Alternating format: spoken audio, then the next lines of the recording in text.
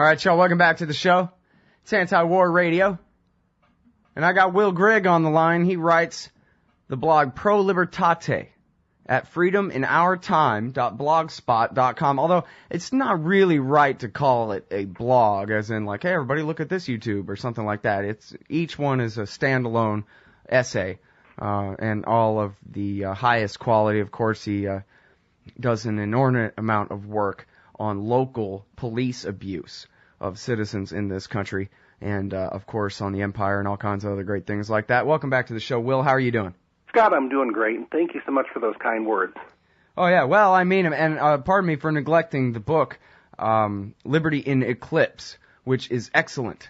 And I think Will brings a perspective that well, it's a very educated perspective. He's been paying attention to these issues for so long. He's got the context figured out right for you. That's the point. Read Liberty in Eclipse. You'll understand what I mean. All right, now, let's talk about central banking and housing and war and what in the world those things could possibly have to do with each other. The connecting thread that I see here is what happened in 1913 when the banking cartel entered into a very corrupt union with the post-Republican government of the United States, if you will. We really lost whatever vestiges of the Republic remained in 1898, I think, when the ruling elite decided that, like all the countries that Americans had fled in search of freedom, the United States would develop an overseas empire. And in order to have an empire, you have to have a ruling elite that has slipped the shackles of hard law and hard currency. Those are two really important Republican concepts.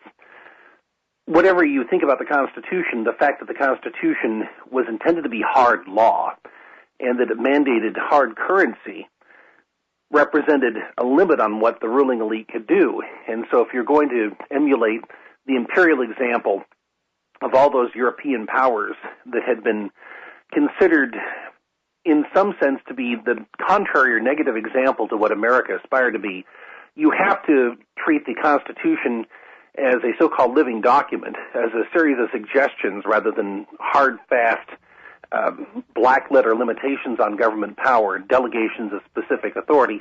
And you have to do something about the fact that in order to fuel imperial foreign policy, you have to eliminate budget discipline. So they needed to have some kind of an engine of debt creation in order to sustain this. And that's what happened in 1913 with the creation of the Federal Reserve. And in my article that I recently published that talks about this, I point out that the big buy-in really for most of what would be the American middle class, so-called, during the FDR reign was the creation of these government-sponsored enterprises, GSEs. Fannie was the first, and Freddie came along during the late 1960s, early 1970s, where the federal government was depicted as the partner of the aspiring middle-class homeowner in achieving the American dream of homeownership.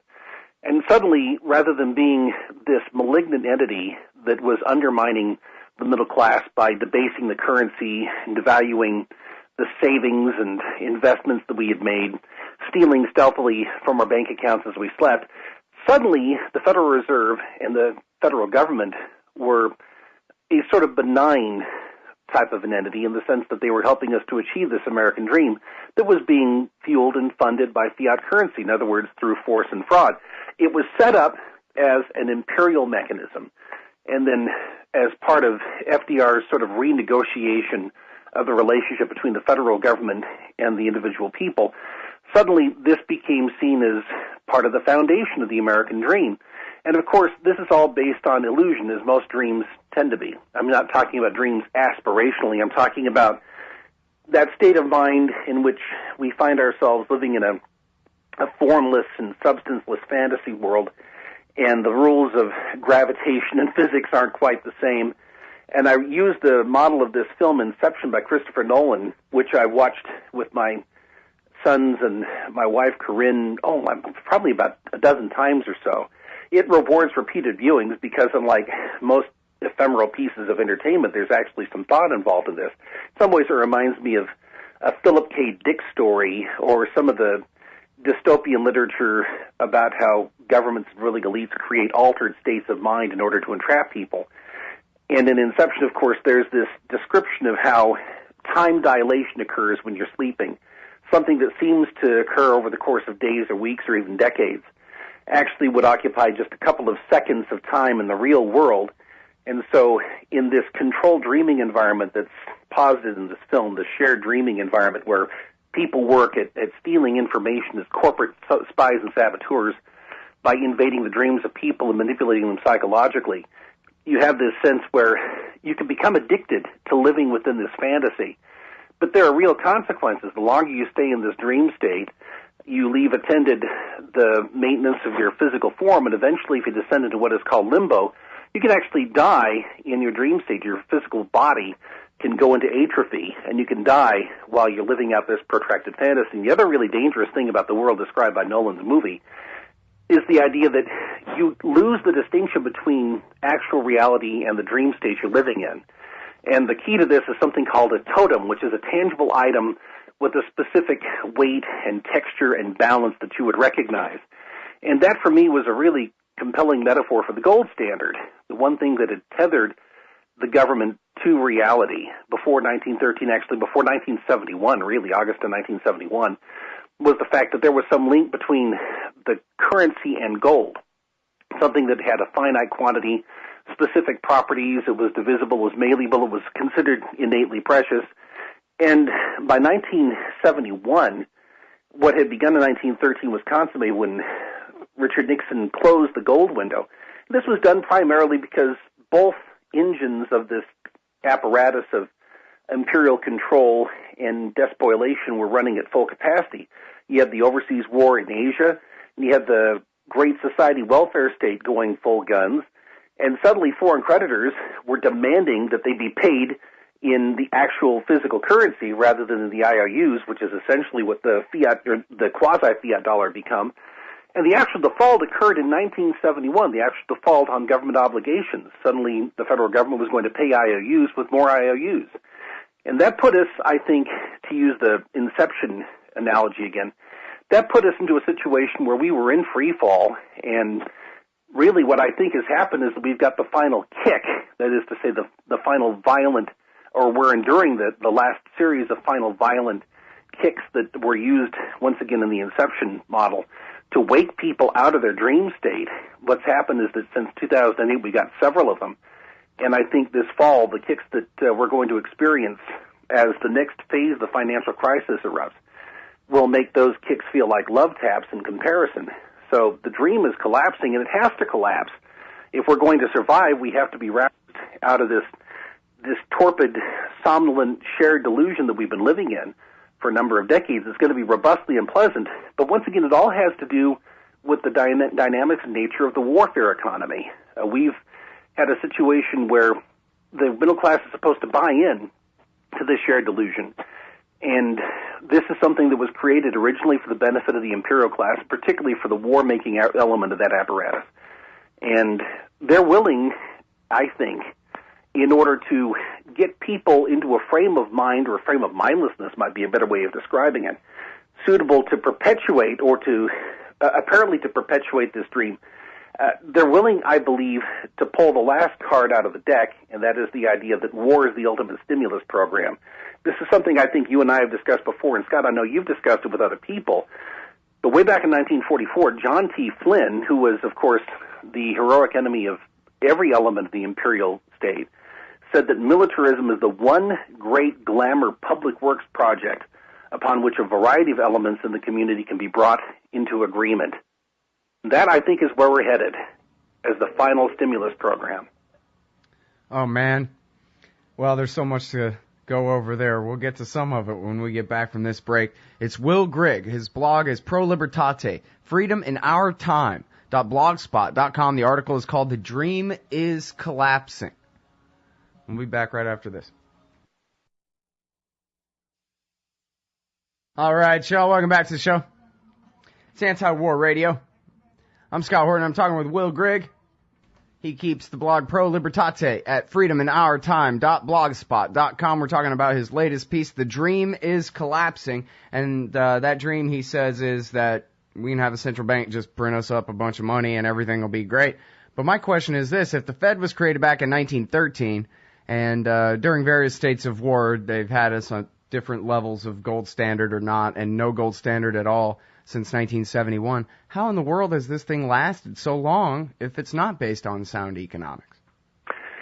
One of the things that we have seen is that there is, as John Maynard Keynes once said, a lot of ruin in a country. And when you're dealing with a country as vast and as materially wealthy as ours, there's a lot to consume. There's a lot for the extractor class to feed on.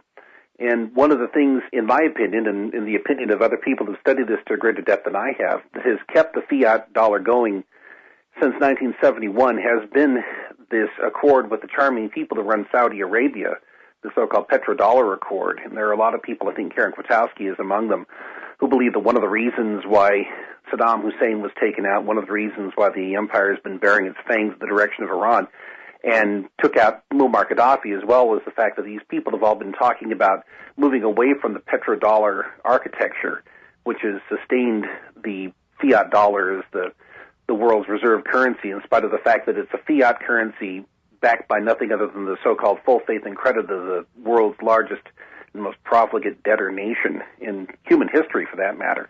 So I think that explains a lot of what we're seeing in terms of the protraction of the dollar's long demise. But it's obviously not based on sound economics when you take a look at what's happened to the living standard of your common so-called middle-class American, where in real terms, of course, wages have been in retreat now for a number of decades. And I hate to quote, I believe it was the chief of economic advisors to Nixon, who said that if something is unsustainable, it will not be sustained forever. I'm paraphrasing him, obviously. Mm-hmm. That's Mr. Stein. The father of Ben Stein, who's much better as a comic actor than a stock picker or investment counselor. But that's something that is obviously true. I mean, to revert once again to the Inception parallel here, you can remain in perceived limbo for what seemed to be decades within the dream state, but your body is dying. And eventually you're going to have to deal with the corporeal disintegration of your actual physical form. And that's completely separate from what you see happening within this induced dream state. And we've reached that point. I don't see where any rational person can conclude otherwise. You know, as this thing falls apart and as so many people in this country live in this dream state, and I'm thinking particularly of, for example, I don't know if you've seen the YouTube of this Muslim in Florida who tried to go join the local Republican committee, and they called him a terrorist and ran him out of there, and I guess we're lucky they didn't lynch him. I guess so. But so these Republicans live in this unreality where literally this guy from their town they think is a terrorist trying to, work for Osama bin Laden's ghost and take over their local Republican Party and whatever. Are you worried that as the economic dream ends, that the tolerance and freedom for minorities and individuals in America is going to end? Or are we going to see the majority really lashing out at Mexicans and Muslims and homosexuals and other so-called minority groups in this country? I don't think it's going to be uniform, and I don't necessarily think that it's going to break one way or another in terms of these arbitrary collectives to which we've been assigned in some regions of this country. And this, of course, is a continent-spanning landmass. We're talking about a continent-spanning polity, the United States. It's very eclectic, very variegated. It's the sort of a thing where you could have regional squabbles break out that would make what happened in Bosnia and Beirut look like a slap fight by comparison. That's, of course, one of my I wake up screaming in the middle of the night scenarios. And from what we know about persistent human nature on the basis of thousands of years of observation, there is an unfortunate truth to the truism that tells us that in times of economic hardship and desperation, people do tend to scapegoat those who are different from them in terms of some superficial or perhaps serious but not necessarily alienating distinction.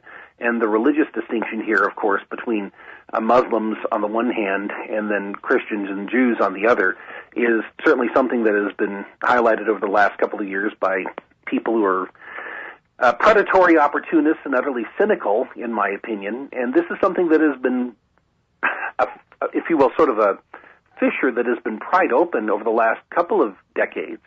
as those who are in charge of defining our enemy's force have been casting around for a suitable surrogate to replace the Soviet Union. I mean, once the weekend at Bernie's fiction that was the Cold War finally came to an ignominious end about 20 years ago, somebody had to be found to fill the role of the propped-up villain. And you ended up, of course, with this new enemy coalescing out of elements of what had been the anti-Soviet coalition in the 1980s and even earlier. And Zbigniew Brzezinski, the grand architect of that design, took credit for it in, I believe it was 1999, in an interview with a French newspaper where he said that basically it was his grand design to induce a Vietnam-type catastrophe in Afghanistan by organizing and funding and making more militant groups of Muslims in that country. And then he disparaged the idea that a bunch of riled-up Muslims really would be a consequential thing for the world. Of course, as we've seen, that has become a rather consequential thing, but I don't think that for that reason is considered undesirable. Well, it seems like it's got to be.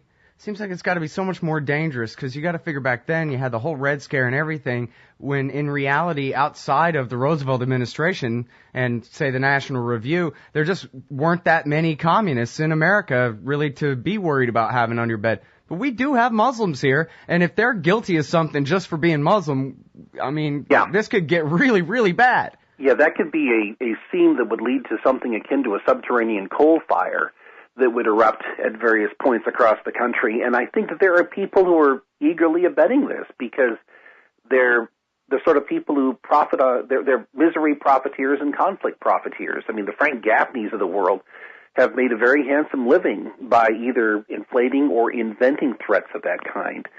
And what you talked about with respect to what happened in Florida just recently is a companion piece to what happened about a year ago in California, when you had this group of people surround a group of Muslims who were peacefully gathering in a local community center in order to raise money for battered women.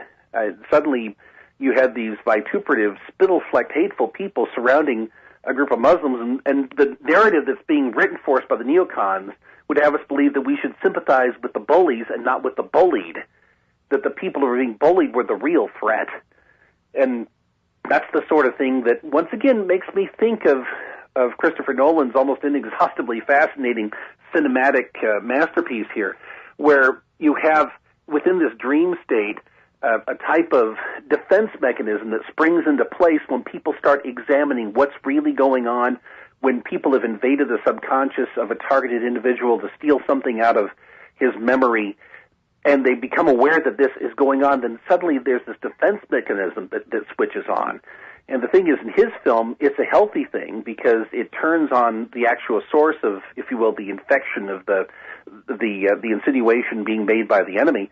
In the real world that we're forced to live in, unfortunately, that so-called defense mechanism is often turned against those of us who are trying to expose what's going on, where we're accused of somehow consorting with or aiding in a material fashion the main enemy that is gathered in every street corner and at every mosque in this country, stockpiling weapons for the time they'll be given the signal to rise up and slay the infidels, which, of course, is a gloss on the old anti-Catholic propaganda of a century or so ago, when supposedly every parish, every Catholic parish and every school, every convent, every Knights of Columbus Hall was really an arms depot, and at some point the pontiff would give this signal and would have St. Bartholomew's Day massacre from coast to coast. It's the same trope on the same old idea. But as you say, Scott, it's a more dangerous state of affairs right now, because I don't think we've ever been in a bigger mess than we are right now in terms of the economy. And that's where a we're recipe headed for soon. Unpleasantness. Yeah, these are the good times compared to what we're headed toward. I'm afraid you're right. Yeah. So, I mean, that's the context that makes this all so important. And, on the individual level, it's you look at the news headlines. I mean, everybody's feeling it to some degree, and you see, well, this many million people are out of work, and this many $1 trillion got destroyed, and it is, sort of like Joe Stalin said, all lost in the statistics and whatever. But when you bring it down to individuals, and you're talking about all these people who had their life savings destroyed, counties and cities, as you've written very well on your blog in the past, states completely bankrupted, institutions that people have come to rely on. basically messed up in such a way, no rainy day fund anywhere in this country for the bad times that's coming. Everything has been extended to the nth degree. Like, I don't know, I guess I thought we were already off the cliff, but maybe we're still teetering right on the edge of it. It's really hard to say because we've been falling now and we're gathering speed and momentum, and we've yet to have that dramatic but oddly satisfying experience of actually hitting bottom, hitting a rebound point. And one of the things that really frightens me was exemplified by a headline of the local newspaper just a week ago here in Idaho. A young man, I think 20 years old, was killed in Afghanistan just about a week and a half ago. He had volunteered for the military grudgingly, and this is something that his parents, who, by the way, are calling, as many of these military families are, for an end to this nonsense and to return to their children and their husbands and fathers back from Afghanistan.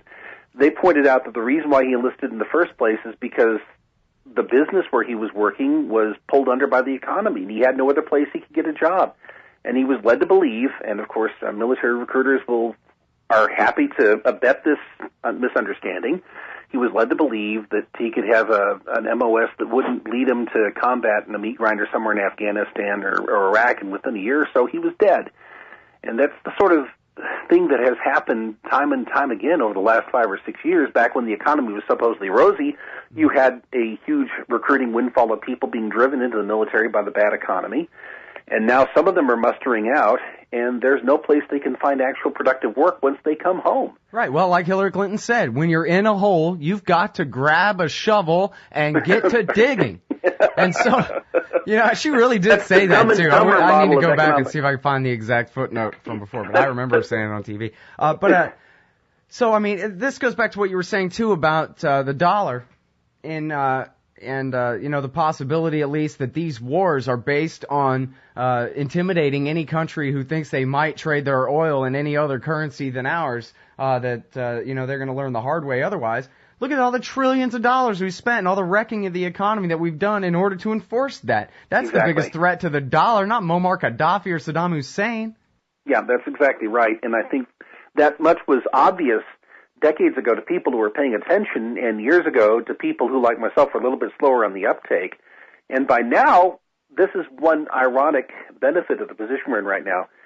There is at least some element of the public, and it's transpartisan. It's not confined to the Tea Party. It's not confined to the Wall Street protesters, who really have much more in common in terms of the people who are really responsible for our misery than either side would be willing to admit.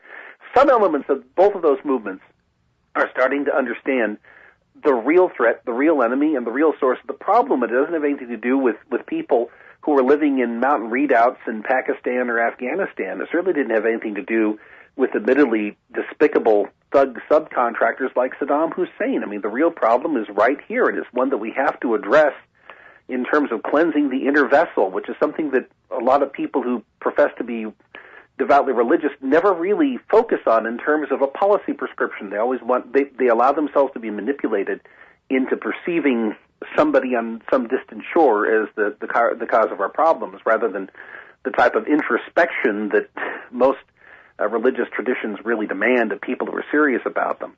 Mm. And unfortunately, as you said, Scott, I think we've got a situation where the tinder has been spread and the accelerants are being sprayed on it right now by the same people who are responsible for organizing the wars from which we supposedly benefit, for turning the home front into that type of a conflict zone as a way of keeping this mechanism of delusion going.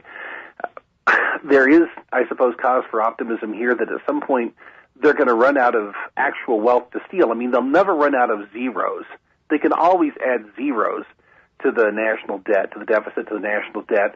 They can do what some fiat economies have done, which is to print one-sided currency or to go back and stamp zeros on the sum that's on the face of the currency. I've seen Brazilian banknotes like that. But at some point, they simply run out of things that can be stolen, wealth that they can siphon away, or people are willing to be part of this shared fantasy. And we might reach that point more quickly than either you or I might anticipate. That it'd be painful, it'd be unpleasant, but I'm afraid that would be necessary. Yeah, well, and that might be the only thing that could prevent, I mean, if we just keep on going the way we are now, or maybe a bit worse than the way the economy is now, as you said, we're facing the possibility that they're just going to outright go for the World War II level public works project, invade all of Africa or all of the Middle East, start a war with Iran and Pakistan, why not, and just go crazy, draft everybody to bring that unemployment rate down. And you know, people will be drafted right out of the unemployment line and shrug and tell themselves, well, I guess war is good for the economy, and off they go. That's what David Berner was saying on Meet the Press about a year or so ago. He was rehearsing this old trope that what really got us out of the Depression was World War II. Yeah, well, if all that's true, we ought to all be millionaires by now. They spent $8 trillion on this thing in the last 10 years. Exactly. Amazing. All right, listen, I've already kept you over time. I'm sorry. I know you're very busy, man. Thank you so much for your time, Will. You bet, Scott. Thank you. You're the best, man. All right. Everybody, that's William Norman Grigg. His blog is freedominOurTime.blogspot.com, Pro Libertate. And please check out his book, Liberty in Eclipse. It's for sale at your local bookstore and on all the internet sites and things like that.